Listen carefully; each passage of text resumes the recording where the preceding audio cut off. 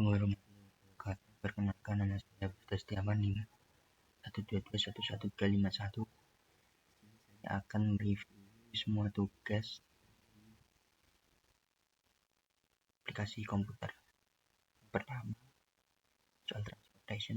Pada umumnya masalah transportasi berhubungan dengan distribusi suatu produk tunggal dan beberapa sumber dengan penawaran terbatas menuju beberapa tujuan dengan permintaan tertentu pada biaya transport minimum.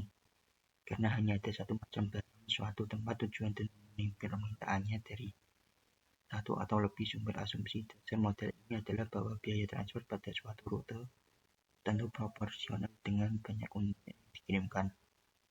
Unit yang dikirimkan sangat bergantung dengan jenis produk yang diangkut. Yang penting, satuan penularan dan permintaan barang yang diikuti harus konsisten.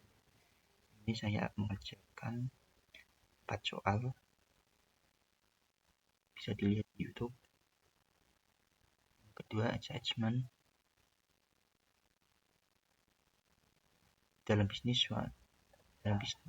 dunia bisnis dan industri sering menghadapi masalah yang berkaitan dengan penugasan yang optimal dari berbagai sumber yang produktif untuk melakukan tugas yang berbeda-beda. Oleh karena itu, masalah penugasan akan mencakup sejumlah sumber yang mempunyai tugas.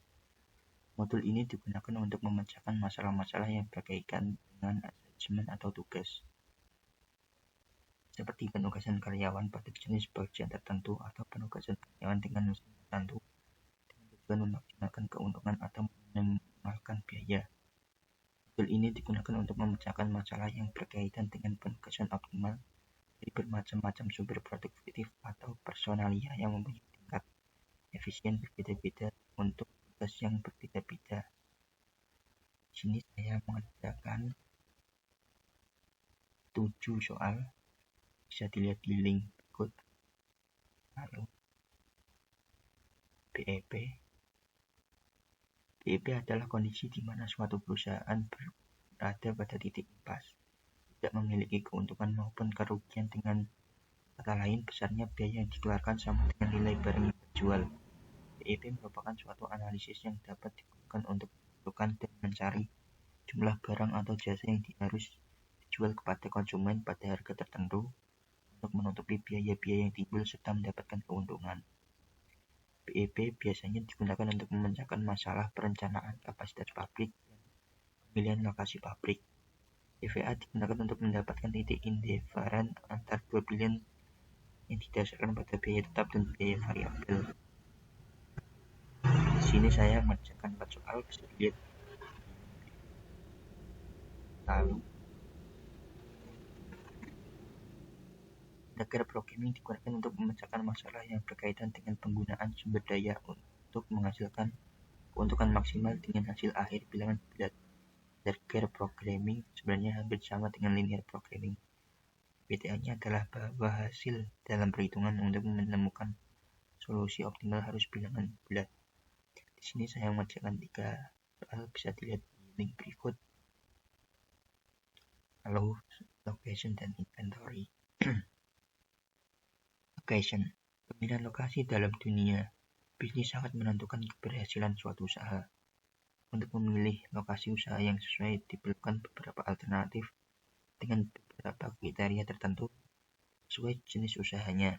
Modul location pada POM untuk menghitung lokasi yang memberikan unit cost dari proses produksi dan distribusi yang rendah atau tingkat efisien maksimum. Inventory. Modul ini digunakan untuk memecahkan kasus yang berhubungan dengan persediaan barang atau proses produksi, biaya produksi dalam kaitannya dengan permintaan pelanggan terhadap suatu produk, dan menyangkut biaya perawatan stok barang di gudang yang tercakup dalam sistem persediaan bahan baku. Ini meliputi pengadaan bahan baku, penyimpan bahan baku, serta pengeluaran bahan baku. Saya mengerjakan salah satu location 6 inventory.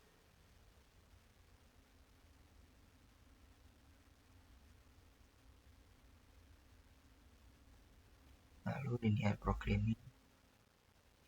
Linear programming adalah salah satu metode untuk menyelesaikan masalah optimal dalam mengkombinasikan produk dengan sumber daya yang terbatas atau memecahkan masalah yang terkait dengan pengalokasian sumber daya perusahaan secara optimal untuk mencapai keuntungan maksimal dan biaya minimum. 2 atau lebih produk dibuat dengan sumber daya yang terbatas, misalnya keterbatasan orang, mesin, material, kerja, dan sebagainya. Di sini saya mengerjakan 11 soal linear programming, bisa dilihat di link berikut.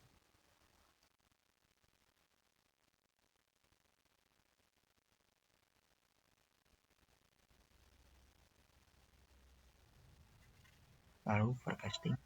Forecasting peramalan merupakan metode untuk memprediksikan atau memperkirakan berbagai kejadian di masa mendatang berdasarkan data yang telah dikumpulkan sebelumnya. Model peramalan dapat dibagi menjadi 4 submodel. Pertama adalah menggunakan data masa lalu secara runtut waktu atau time series untuk memprediksi masa depan. Seperti ini disebut analisis time series. Dalam POM meliputi metode naive moving average, rata-rata bergerak terbimbang, exponential smoothing and trend, analisis trend, regresi linear, komposisi perkalian, dekomposisi. Saya mengerjakan 3 soal, bisa dilihat di video. Network. Kata jaringan merupakan sambungan penghubung antara satu titik dengan titik lainnya dengan jangkauan 3 macam network model, medium spanning, route, dan shortest route. Di sini saya mengerjakan 3 soal, bisa dilihat di link.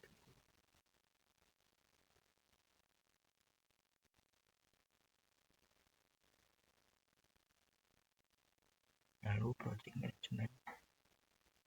Manajemen proyek digunakan untuk memperkirakan jangka waktu proyek dan menentukan aktivitas proyek mana yang bersifat kritis. Manajemen proyek secara umum memiliki 3 fase, yaitu perencanaan, penjadwalan, pengawasan, dan pengendalian. Teknik yang paling umum digunakan adalah teknik telaah dan evaluasi program. Di sini saya mengerjakan 3 soal, di link berikut. Lalu rating line. Model ini digunakan untuk menciptakan model antrian yang menguntungkan bagi produsen dan sekaligus menguntungkan bagi konsumen, meminimalkan waktu penunggu bagi konsumen. Macam-macam modul ada 4, yaitu single channel, pass, channel multi-pass, multi-channel single pass, multi-channel multi. Saya mengerjakan 4 soal, bisa dilihat link. Lalu yang terakhir soal productivity dan quality control. Productivity didefinisikan sebagai rasio output untuk input dengan program POM. Ini memungkinkan untuk menghitung produktivitas dengan jumlah input sejumlah periode waktu. Program POM ini akan menghitung kedua pengukuran produktivitas, yaitu setiap masukan dan tujuan program dalam produktivitas dan waktu ke waktu. Tujuan menghitung perbandingan antara hasil yang dicapai. Di sini saya mengerjakan 2 soal productivity, lalu quality control. Hitung secara statistik agar memonitor keandalan dan memenuhi standar kualitas terjaga. Manajemen kualitas yang efektif mengendali agar supplier dapat menunjukkan bahwa keseluruhan komponen yang mereka masukkan memenuhi standar kualitas tertentu. Oleh karena itu, perusahaan harus memperhatikan teknik-teknik pengawasan kualitas. Di sini saya mengerjakan soal quality control. Sekian dari review 1 semester kelas Apicom Bapak Septi. Terima kasih.